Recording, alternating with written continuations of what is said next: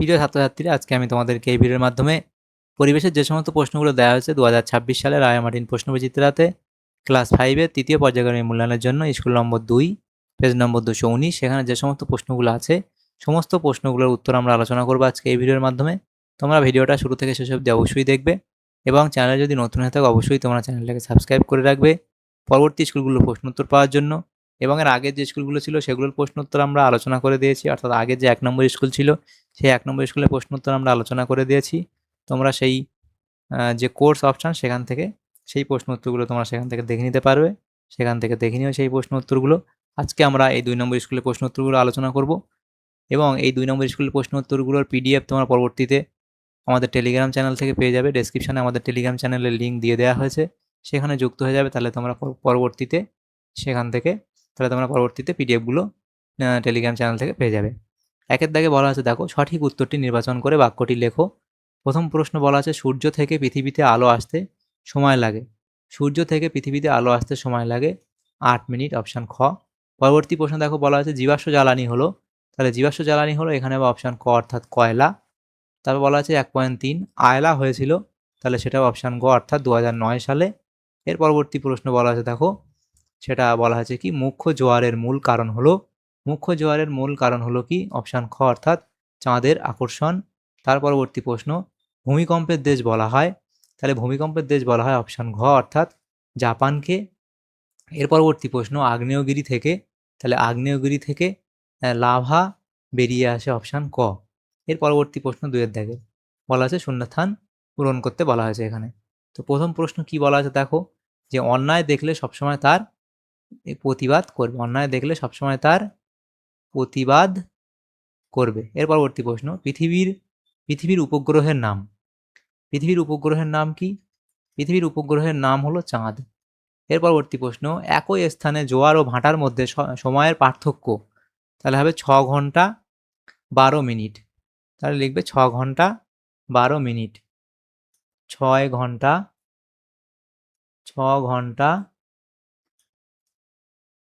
12 minute.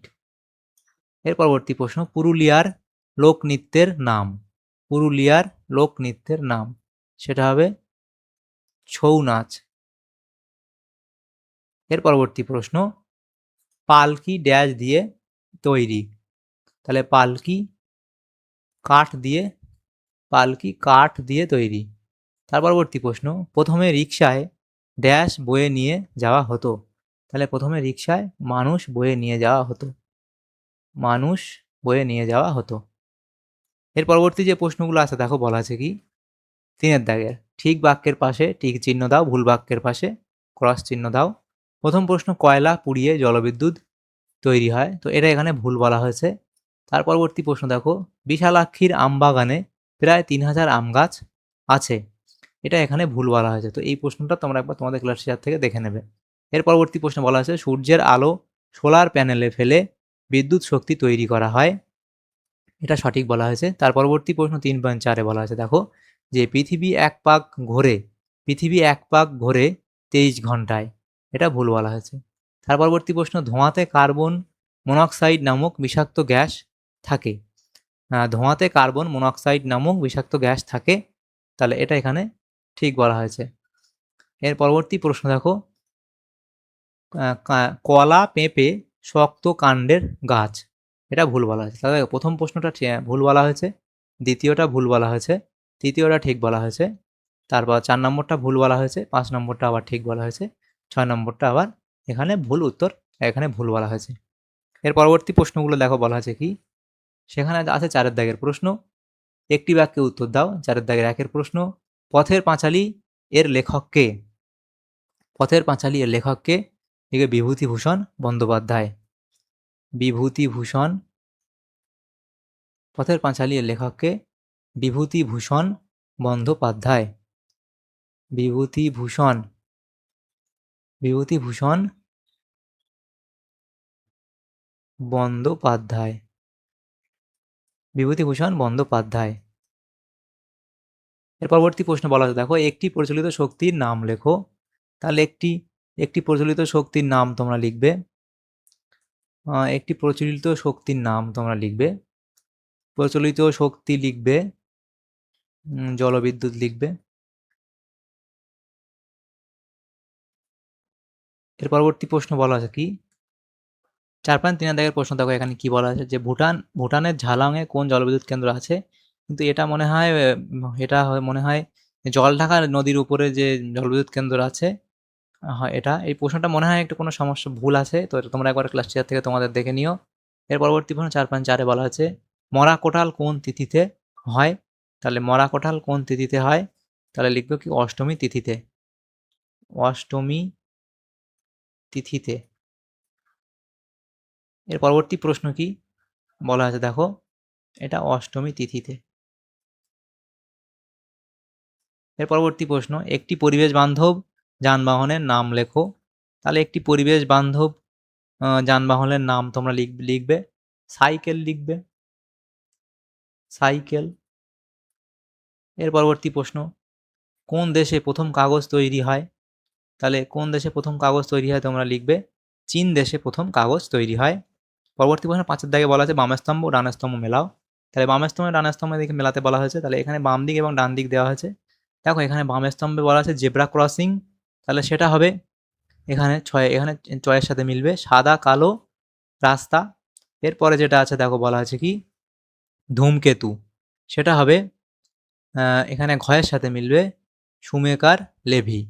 এর পরবর্তী প্রশ্ন দেখো বলা হয়েছে যেটা এখানে দেখো তরল সোনা, তাহলে তরল সোনা হবে কি এখানে তরল সোনা এখানে হবে তরল সোনা এখানে হবে ছয়ের সাথে মিলবে পেট্রোলিয়াম। এর পরবর্তী প্রশ্ন বলা হয়েছে কি, পরবর্তী প্রশ্ন হচ্ছে বিষাক্ত গ্যাস। তাহলে এটা হবে বিষাক্ত গ্যাস হলো এখানে কার্বন মনোক্সাইড। এরপরে আছে যে হুইয়া, তাহলে হুইয়া হলো কি এটা হবে পাখি, ক। তার পরবর্তী প্রশ্ন 4.6 বলা হয়েছে কি যে প্রাচীনকালের যানবাহন, প্রাচীনকালের যানবাহন, তাহলে সেটা এখানে মিলবে প্রাচীনকালের যানবাহন পালকি হবে, প্রাচীনকালের যানবাহন পালকি।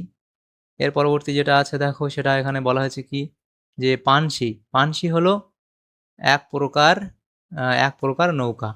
এভাবে তোমরা মিলিয়ে নেবে, বাম স্তম্ভ ডান স্তম্ভ মিলিয়ে নেবে।